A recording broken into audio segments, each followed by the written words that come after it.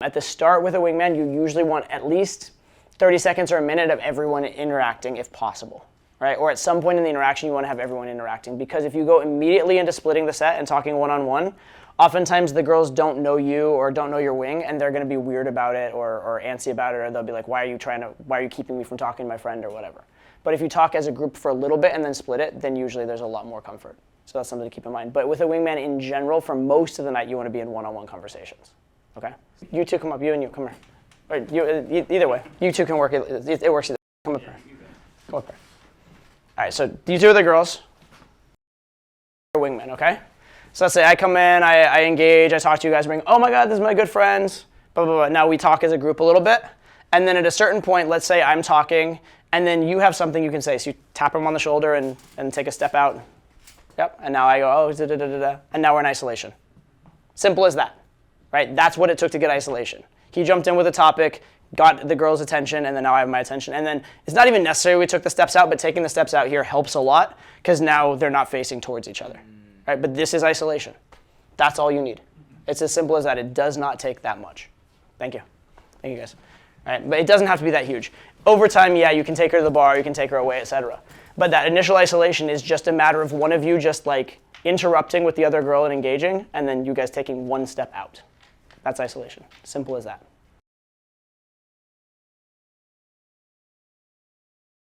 What happens is, in the same way that I did this demonstration with here, where we just kind of tap the girl and say something more personal to her.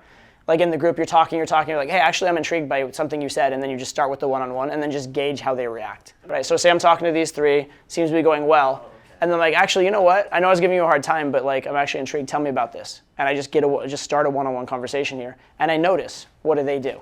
If they start looking antsy and like they want to leave, I'll re-engage them. If they engage with each other and seem happy, then I'm like, okay, cool, I have good isolation, right? So you kind of try for it and see what happens, but you try for it at a time that it already makes sense. Okay, cool. Yeah, that's a good question. So there's an exercise we used to do. I haven't done this in a long time, but we can do it actually. We'll do it with you three. 1, 2, 3. Okay. So pretend you guys are a group of 3 girls. All right. And what I want you to do is you're gonna start with your hand in the air, and if you feel disengaged, if you feel like I'm not engaging you, I'm ignoring you, whatever, I want you to gradually let your hand drop. Okay. And then if I engage you again, I want you to put your hand back up. Does that make sense? And this is kind of like a good metric for what's going on in the set. And now, obviously, you don't have the girls in clubs won't do you the favor of putting their hand up and like letting you know, right? But you can kind of sense from their vibe. You can sense if a girl pulls out her her phone and starts looking at it, that's kind of the equivalent to the hand coming down, right? If the girl engages with someone else, that's the equivalent to the hand coming down, right? So you can tell these kind of things. So anyway, start with your hands up. I'm just going to talk to you guys. I was talking about random stuff. It's so interesting being in LA, actually, how you guys are being really too nice. You're leaving your hands up really, really long for me. Let's go. Okay. So it's interesting in LA versus New York. The people in LA are very, very. You guys should hands come down. What the heck? You know, actually, are you guys from here in LA? Are you naturally, or you as well?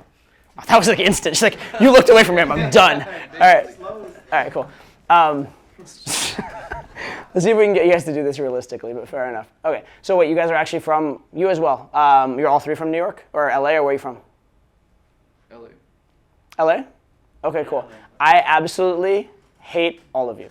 I'm just kidding. No, I like LA. You seem very like all over the place, by the way. Like you're just like, you're one moment very happy, the other moment, yeah. You're the typical Hollywood girl, aren't you? How do you guys know this girl? Oh, we just met here. You just met? So you guys aren't actually good friends? I've known her for a long time, actually. Really? Okay, you guys suck with the hands. Like I'm literally looking directly at you and talking to you and your hands coming down. I'm like, what the fuck? All right, anyway, you guys get the idea, hopefully, a little bit. I'm like, literally, like, put your hand up. I'm talking to you. I'm looking at you. You're like, anyway, this is a metaphor, right? The metaphor is that if the hands are up, they're engaged. If the hands come down. And you see how I'll switch between them, right? So I'm like talking to you. You get disengaged. I'll jump over to you. Right? You get disengaged. I jump back over to you. That's what you need to be doing throughout. And that's mainly for the first few minutes. Right? After the first couple minutes, you can let the others talk amongst themselves a little bit more. Right? Once they kind of are okay with you, once they engage with you. And if you guys are engaged with each other, then I can be one-on-one, and that's okay. Okay? But for the first probably 2-3 minutes, you need to be aware of the hands up thing. After that, you can kind of let it slide.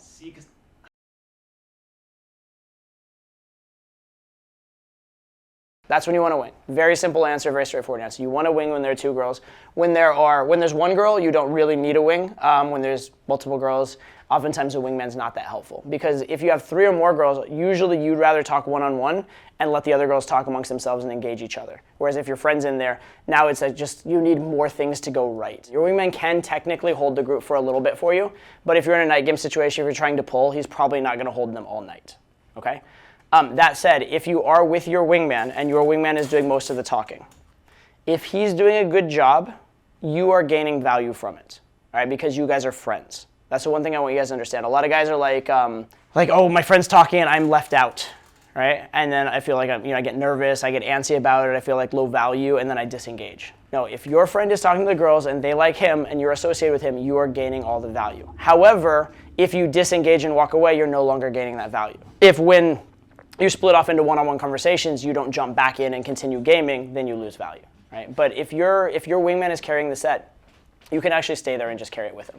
And actually, an aside for you, I know you have approach anxiety stuff and whatnot, but if you do the initial approach and then your wingman comes in, a beautiful thing happens, which is you're now grandfathered in, right? And so you can stay and stand there as long as you want and it's not awkward, right? I notice this with students. If I open a set for a student and then the student comes in and then they just watch me the whole time and they're in spectator mode, they never really become a part of the set. Also because when I talk, it's because you guys noticed this weekend, it's very easy to just go into spectator mode and just watch me game instead of continuing to interact, right?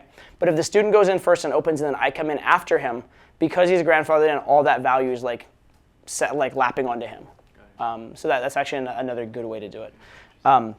But yeah, if you're just intrigued in the conversation, you're engaged in the conversation, your friend's doing well, you are gaining value. So don't be getting nervous about that. Like if my friend's like standing there, I'm like, yeah, okay, yeah, then I'm gaining value because I'm part of the conversation. Whereas if he's talking, I'm just like, now I'm not gaining any value.